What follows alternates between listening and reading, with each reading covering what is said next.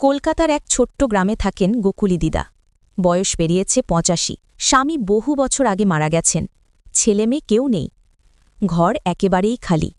শুধু এক কোণের ছোট্ট কৃষ্ণমূর্তি বাঁশি হাতে দাঁড়িয়ে, ঠোঁটে সেই চিরচেনা মিষ্টি হাসি। গোকুলি দিদার দিন শুরু হয় সেই মূর্তির সঙ্গে ঝগড়া দিয়ে।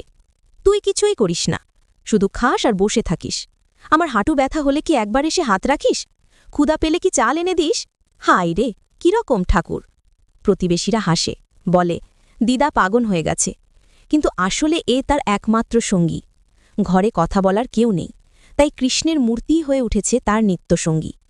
একদিন বাজার থেকে ফিরছিলেন, হাতে সামান্য চাল, আলু আর এক বোতল সর্ষের তেল। হঠাৎ হোঁচট খেয়ে মাটিতে পড়ে গেলেন। হাঁটু ফেটে রক্ত। ব্যথায় আর উঠতে পারলেন না।